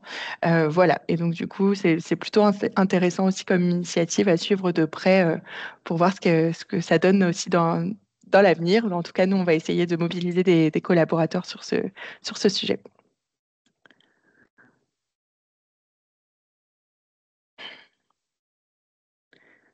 Donc là, on va revenir très rapidement dessus parce que ce sont finalement des slides qui ont été beaucoup reprises aussi par les 2 précédentes interventions. Donc, pourquoi accueillir des stagiaires de troisième et de seconde? On n'invente rien, évidemment, vous vous en doutez. Sensibiliser ou plutôt les opportunités offertes par le numérique. Donc là, d'un point de vue vraiment très sociétal, RSE, promouvoir l'égalité des chances et agir aussi pour plus de diversité et de femmes dans le secteur. Petit chiffre clé qui veut quand même dire beaucoup. D'ici 2030, le métier d'ingénieur informatique serait le métier le plus créateur d'emplois, selon une étude d'Ares France Stratégie. Donc voilà, il y a vraiment énormément d'enjeux autour de ces métiers. Il y aura aussi beaucoup d'enjeux de recrutement finalement d'ici 2030. Donc c'est important aussi finalement d'agir dès maintenant pour qu'il y ait suffisamment de personnes qui travaillent dans le secteur afin de répondre aussi aux besoins et aux enjeux et challenges que représente le numérique à horizon 2030. Et puis surtout, pouvoir présenter aux jeunes le fait que il y aura beaucoup d'opportunités de travail dans ce secteur-là. C'est quand même aussi les sensibiliser sur un métier qui derrière est porteur et qui peut leur permettre de vraiment Tout à fait. se projeter. Donc c'est quand même super important. Du coup, du côté, donc pourquoi accueillir? Donc côté stage, donc effectivement, donc ça a été évoqué déjà précédemment, mais ça permet de voir un premier pied dans le monde professionnel, c'est super important. Comme Émilien, tu l'avais évoqué, donc on est encore en contact avec des enfants, donc c'est vraiment voilà une première sensibilisation. Donc il y a tous les codes à pouvoir appréhender. Donc c'est vraiment super important. On l'a dit, c'est marquant, on s'en souvient toute sa vie. Donc voilà, ça permet de faire, ça permet en fait de permettre aux jeunes d'avoir, désolée, permettre, mais ça leur permet, je vais m'en sortir, de vraiment se projeter dans le monde professionnel, de pouvoir se dire que il y a des opportunités et c'est proposer en fait une expérience positive à ces jeunes. Donc c'est hyper important, c'est clé. Et un jeune qui a une expérience malheureusement qui n'est pas positive, bah, derrière il peut se dire bah, en fait ça sert à rien, je vais pas me projeter là-dedans, etc. Donc c'est vraiment essentiel. Ensuite, accéder à des entreprises numériques sans forcément passer par le réseau de leur entourage. Donc ça, c'est pareil, Émilien l'a évoqué, mais on a souvent des jeunes qui viennent via leur entourage, et qui ont du coup dans leur entourage, par la force des choses, quelqu'un qui travaille dans le numérique. Donc si on veut toucher des personnes qui sont en dehors de cette sphère, voilà, il faut pouvoir s'associer avec toutes les associations, aller chercher auprès des écoles, après d'autres écoles, etc. Donc c'est super important, d'autant plus, comme le disait Émilie, on a pas mal d'opportunités d'emploi qui vont apparaître d'ici 2030 selon l'étude prospective de la DARES. Ça leur permet effectivement de commencer à réfléchir à leur orientation, d'acquérir de nouvelles connaissances aussi, donc aussi bien au niveau, plutôt soft skill, du coup, avec tous ces codes à appréhender, et aussi commencer à développer leur réseau, rester en contact avec son tuteur ou sa tutrice, ou avec une personne avec laquelle on s'est bien entendu, même avec un autre stagiaire qui aurait fait son stage en entreprise. C'est autant de choses qui sont importantes pour le jeune qui pousse les portes d'une entreprise pour la première fois. Et du coup, petit chiffre clé, encore une fois, qui est important, c'est qu'au moins 54% des élèves de troisième trouvent leur stage grâce à leur entourage. Donc, justement, le fort impact de l'entourage est essentiel. Et du coup, si on veut ouvrir un petit peu plus le monde du numérique au-delà, voilà, c'est important de pouvoir parler un peu plus de ce qu'on peut faire et d'ouvrir un petit peu plus, de s'adresser à d'autres cibles. Et puis du côté de l'entreprise, évidemment, il y a aussi beaucoup d'atouts, d'accueillir des stagiaires, déjà pour aider les jeunes qui ont des difficultés à trouver un stage dans le numérique, faute de contact. Donc là, ça fait la transition parfaite avec le chiffre dont parlait Anastasia. Encourager les jeunes à découvrir notre secteur, notre activité, nos métiers, participer à leur orientation évidemment. Il y a un rôle de mentorat aussi, pour les employés, des entreprises qui peut être super valorisant puisqu'on finalement, on leur confie des jeunes, pendant une durée d'1 à 2 semaines. Donc c'est quand même sympa comme le disait aussi Émilien, de pouvoir avoir cette posture pédagogique, de pouvoir, finalement, rendre très accessible aussi les missions avec des mots simples et puis voilà, cette responsabilité aussi d'accompagnement, qui est plutôt valorisante. Ça permet de rencontrer des jeunes, de récolter leur feedback aussi, donc de toutes ces nouvelles générations sur un métier, sur, l'appréhension d'un secteur, voir un petit peu comment il peut être perçu de l'extérieur par des jeunes, d'un point de vue très naïf. Voilà, donc très intéressant à confronter aussi au niveau de ce point de vue. Ça permet d'identifier potentiellement aussi des futurs talents pour des stages plus longs, en fonction de l'orientation, voire même encore plus tard à des embauches à plus long terme. Et puis ça permet aussi de renforcer la notoriété, de l'entreprise puisque voilà, on va aller se faire connaître auprès d'un public qui a priori et qui plus est pour, des entreprises du logiciel en B2B comme nous, ne sont pas du tout connues de ce type de public et puis aussi l'image, via cet engagement RSE qui permet de favoriser l'éducation et la formation des jeunes. Donc, dernier petit chiffre clé sur ce volet côté entreprise, 88% des stagiaires en fait qui ont participé à l'enquête, Happy Trainees, donc qui est menée par Choose My Company chaque année, recommandent leur employeur, donc qui les a accueillis en stage. Donc, il y a quand même un effet aussi de bouche à oreille qui est intéressant de pouvoir adresser aussi via ces stages. Donc sur un aspect plus pratico-pratique, comment accueillir des stagiaires de troisième et seconde? Donc là, en revenant très rapidement sur la théorie, donc ça a été déjà, abordé précédemment. Donc voilà, il y a le stage de troisième qui peut être sur 5 jours maximum, consécutifs ou non. Typiquement, c'est la première année chez nous, mais on a reçu des conventions de stage pour 3 jours, des jeunes en fait qui ont choisi de faire 2 jours quelque part et puis 3 jours ailleurs pour voir, différentes choses. Et puis le stage de seconde là, donc c'est une séquence d'observation en milieu professionnel qui est obligatoire depuis l'année dernière et qui dure 2 semaines avec par contre un fonctionnement en campagne, 2 semaines imposées en juin, les mêmes pour tout le monde. Donc ça peut avoir des avantages comme des inconvénients. L'avantage qu'on y voit nous en tout cas, c'est pour essayer de synchroniser l'accueil. C'est quand même plus pratique de savoir sur quelle date arrivent les jeunes et pour pouvoir mutualiser aussi tout un programme. Donc sur cet aspect-là, en tout cas, c'est plutôt intéressant. Et par contre, il y a des facteurs communs entre les deux stages. C'est évidemment la convention qui est obligatoire, signée par l'entreprise d'accueil et l'établissement de l'élève, pour revenir un petit peu sur toutes les grandes lignes juridiques du stage, notamment les horaires qui sont variables en fonction de l'âge du stagiaire, selon aussi il a plus ou moins de 15 ans. Donc ça, on a déjà abordé le sujet précédemment. L'importance aussi de désigner un tuteur ou une tutrice responsable du ou de la stagiaire. Donc là, vraiment, l'idée, c'est que ce soit quand même quelqu'un qui ait envie d'accompagner un jeune et qui ait une posture un petit peu pédagogique et accueillante pour pouvoir justement l'accompagner sur toute sa durée de stage, répondre à ses questions, le mettre en relation avec les bonnes personnes. Et puis, on le verra plus tard, mais pour nous, on opte plutôt pour un programme qui va viser à faire découvrir un maximum de choses dans l'entreprise. Donc, le tuteur a aussi un rôle de synchronisation très important. Donc le stage, évidemment, c'est la possibilité d'observer, de participer à des activités donc, en mode, plutôt en mode pédagogique, mais surtout pas de travailler et de réaliser des tâches. Voilà, donc important de revenir là-dessus. Et à la fin, il y a donc un suivi ou un rapport de stage qui est demandé souvent par les écoles a posteriori. Donc important d'avoir ça aussi en tête en tant qu'entreprise pour faciliter ce livrable, en tout cas pour les stagiaires, qui peut être parfois source de stress. Donc, petit focus sur notre programme, justement, donc l'Esquerre Junior Academy. Donc, vous voyez le petit logo qu'on a créé. Donc, Esquad, ça veut dire groupe de travail chez Esquerre. Voilà, on a fait le petit jeu de mots. Et donc, c'est un programme d'accueil de stagiaires de troisième à la base. Et donc là, on est en train de voir comment le faire évoluer aussi pour qu'il puisse s'adapter au stage de seconde, puisque ça devient vraiment un enjeu important à adresser pour nous aussi, qui a été créé entièrement par des esquerriens volontaires en 2018, avec vraiment ce constat qu'il était très difficile pour des jeunes de trouver un stage de troisième. Parfois, du coup, eux-mêmes parents d'enfants cherchant un stage, ben voilà, si leur enfant avait envie de trouver, je ne sais pas, un stage dans des secteurs sur lesquels ils avaient absolument aucun contact, et ben vraiment beaucoup de difficultés à aller chercher les bons contacts, aller trouver les bonnes personnes, etc. Donc, ils se sont dit, bah, finalement, nous, on a aussi ce rôle-là à jouer auprès peut-être de jeunes qui n'ont pas accès à ces métiers dans leur entourage et qui pourraient être intéressés de les découvrir. Donc, on a adressé d'abord le sujet à l'époque. Donc, on n'était pas encore Anastasia et moi chez Esquerre, mais en tout cas, on nous a beaucoup raconté l'histoire. Donc, il y a eu finalement plusieurs esquerriens qui ont remonté l'idée. Il y a eu un petit comité qui s'est réuni pour valider, évidemment, la direction était hyper partante pour soutenir l'engagement. Et donc, il y a eu un groupe qui s'est créé avec plusieurs représentants de différents départements, équipes. Donc, je crois qu'ils étaient une douzaine, avec cette même volonté finalement d'adresser cet objectif. Et donc, bon, on était en 2018 à l'époque, donc on a fait les choses de manière très artisanale aussi, peut-être parce qu'il existait moins d'acteurs sur le territoire pour ça. Et donc, du coup, on est allé contacter en fait des collèges alentours, donc plutôt autour de nos locaux.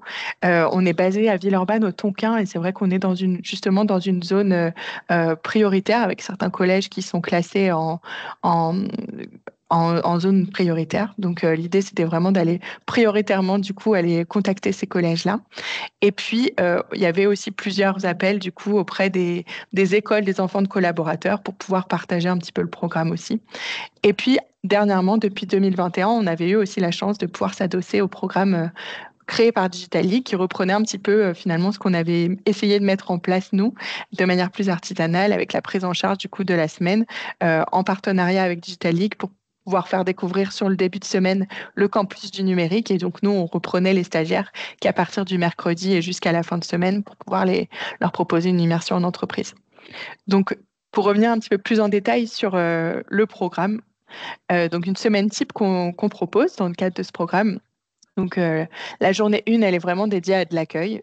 Donc, c'est vraiment un programme type, hein. Évidemment que les blocs peuvent bouger, mais en tout cas, c'est ce qu'on essaye de proposer, que ce soit dans le cadre finalement d'un accueil synchronisé, dans le cadre du programme de Junior Academy, ou aussi, c'est ce qu'on encourage, si par exemple des collaborateurs ou collaboratrices cooptent un stagiaire, on essaie de les mettre en relation avec d'autres stagiaires qui pourraient aussi arriver dans les mêmes périodes pour qu'on puisse quand même essayer de proposer un petit programme qui soit plus sympa aussi que de passer finalement toute la semaine aux côtés d'une seule et même équipe. Donc le jour 1 a vocation d'accueil, donc là évidemment la rencontre avec le tuteur ou la tutrice, la présentation du déroulé du stage, la remise d'un petit welcome kit kit qui en général fait beaucoup plaisir aux jeunes, avec voilà tout ce qu'il faut pour pouvoir prendre des notes, prendre une boisson, voilà, des petits cadeaux. On présente aussi, donc ça c'est important de le faire en début de semaine, l'entreprise, son histoire. En général, les stagiaires, on a remarqué qu'ils étaient très très à l'écoute de l'histoire aussi. Comment on en est venu à cette idée, comment on en est venu à cette activité-là. C'est intéressant de montrer aussi que bah, voilà, dans toute histoire d'entreprise, il y a des paris, il y a des échecs, comment on se relève. Enfin, voilà, c'est assez inspirant aussi de montrer que tout n'est pas toujours synonyme de succès en tout cas. Mais voilà, comment on peut en arriver finalement à monter une boîte dans un garage en 1985 et en 2024 recruter 1000 personnes dans le monde. Voilà. Et puis une vue d'ensemble des différentes grandes équipes et rôles dans l'activité de l'entreprise. Donc avoir un petit panorama en fait avant d'entrer dans le vif du sujet avec différents autres ambassadeurs métiers, d'avoir vraiment cette présentation de l'activité et des grands rôles des équipes pour pouvoir avoir cette vue d'ensemble qui permettra ensuite derrière de prendre plutôt le relais sur des missions du quotidien, mais voilà. Faire ce relais-là, c'est important. Et puis présenter aussi parfois, donc on a tout un kit de ressources dans lequel on va aller piocher sur présentation du numérique en vidéo, par exemple, des petits quiz sur la cybersécurité, parce que c'est vrai que c'est un sujet qui est très, très important aussi chez nous pour Esquerre et qui, en général, parle beaucoup aux jeunes puisqu'ils ont déjà quand même accès à un téléphone portable, à différents sites et réseaux. Donc, ils savent déjà tout ce qui est en jeu de sécuriser un mot de passe, etc. Donc, ça fait souvent bien écho. Et puis, on propose souvent une visite des locaux aussi pour pouvoir bah, voilà, faut s'imaginer un petit peu comment sont aménagés les espaces, les bureaux, etc. Pour le jour 2, donc, alors, comme le disait Émilie, c'est vraiment un petit peu à la carte, mais pour nous, c'est des points qui nous semblent super importants. Donc, le marketing produit, pourquoi? Parce que ça permet de rendre beaucoup plus concret ce qu'on vend, finalement, et ce qu'on propose, le cœur de notre métier. Donc, ça permet pour les jeunes de mieux comprendre comment ça fonctionne, etc. Donc, voilà, on va présenter un petit peu tous les métiers qui existent chez nous, qu'est-ce que c'est qu'un backlog produit, qu'est-ce que c'est que le design d'interface, etc. Et après, on fait le lien avec les équipes R&D. Donc, vous voyez, il y a 2 demi-journées qui sont dédiées. Une première où on va vraiment être en focus, enfin en lien avec une personne qui travaille dans le développement pour connaître son métier, son parcours, qu'est-ce que c'est que le code, avoir une petite initiation aussi. Ça fait toujours plaisir de pouvoir mettre un petit peu la main dedans et de voir voilà, quel est le résultat en fait d'une ligne de code, par exemple, qu'est-ce que ça implique. Et la deuxième demi-journée est plutôt orientée pour ouais, il est bientôt midi, on va faire vite. La découverte de l'agilité, qui est une méthode de travail qu'on a chez nous, chez Esquerre, donc ça leur permet de découvrir autre chose. Et ensuite, on a un gros focus IA, parce qu'on sait que ça va être hyper porteur. Donc là, on va plutôt, donc c'était Saskia qui disait varier les formats. Donc effectivement, nous, on va plutôt opter pour des petits jeux et présenter du coup les équipes qui travaillent au sein de l'IA, mais aussi en documentation technique. Et du coup, pour aller un peu plus vite, voilà, il est midi tout pile, donc les 2 derniers jours, pareil, on va pouvoir présenter différents autres métiers, donc le marketing, le consulting aussi, quels sont leurs rôles, etc. Et à chaque fois, on essaie d'allier ça avec un aspect pratique pour vraiment leur montrer concrètement en quoi ça consiste, le support. Et ensuite, on fait aussi une visite de notre usine courrier parce que ça permet d'avoir tout un autre champ de métiers et de solutions qu'on propose au sein d'Esquerre. Donc pour terminer, je pense qu'on pourra finir là-dessus. C'est vraiment des petites astuces qu'on partage. Donc comme vous l'avez vu, le programme, il suit un petit peu le cycle du produit. De vraiment, on crée un logiciel à finalement, on le vend, on en fait la promo, on le vend, on l'intègre chez des clients et ensuite on assure un support. Donc c'est intéressant parce que ça met vraiment en perspective l'activité globale de l'entreprise et comment les équipes collaborent entre elles. Et puis ça permet aussi de diversifier un maximum tous les points de contact avec l'entreprise pour qu'ils puissent découvrir un maximum de métiers.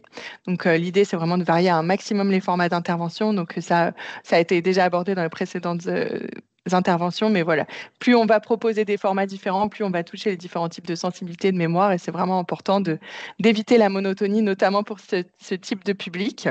Et puis c'est très important aussi quand on choisit des intervenants, ou quand en tout cas parmi les volontaires, de veiller à ce qu'il y ait aussi une forme de mixité, justement pour adresser aussi le sujet des rôles modèles. Et puis, évidemment, d'un point de vue très logistique et pratico-pratique, bien préparer l'arrivée des stagiaires. Donc, on ne reviendra pas dessus parce que voilà, ça a été déjà dit précédemment. Et donc, on vous a juste listé quelques ressources utiles. Donc, il y a des plateformes qui existent pour publier votre offre. Donc, ça permet de les mettre à dispo de vraiment tous les collèges et lycées. Donc, c'est mon stage de troisième et pour les stages de seconde, c'est unjeune-une-solution.gouv. Donc, voilà, si vous avez, c'est assez facile en fait de créer une petite offre prétexte, mais au moins elle sera visible et les stagiaires pourront postuler dessus et vous serez avertis. Et puis, on a aussi donc ce fameux kit de ressources dont on vous parlait précédemment. Donc voilà, on vous les a listés ici, vous les retrouverez dans l'email récap.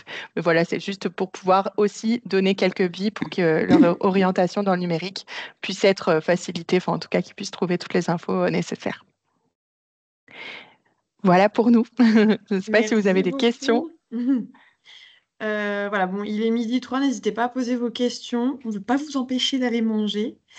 Je ferai juste un dernier petit rappel avant que ça se termine. Merci beaucoup du coup à tous nos intervenants. Voilà, comme disait Émilie, vous pourrez retrouver un mail récap que je vous ferai avec toutes les informations, liens utiles et plateformes qu'on vous a présentées. Et je fais un petit tour des actualités qui pourraient intéresser tout le monde. Par rapport à l'enquête RH, les résultats seront enfin publiés la semaine prochaine, donc début de semaine prochaine. On vous enverra également un mail et pour ceux que ça pourrait intéresser, on fait une relance en 2025 du club RH. Donc voilà, s'il y a de potentiels inscrits ou vous avez des idées de sujets, n'hésitez pas à nous les envoyer par mail aussi pour alimenter un peu tout ça. Voilà, et ben merci beaucoup. On vous embête pas plus parce que je pense qu'il y en a qui ont faim. Et s'il n'y a pas de questions, et ben sans plus tarder, je vous dis à très bientôt. Et merci beaucoup. beaucoup. Merci. Merci. Merci Au à tous. revoir. Merci. Bonne Bonne journée. journée. Merci. Au revoir. Merci. Au revoir.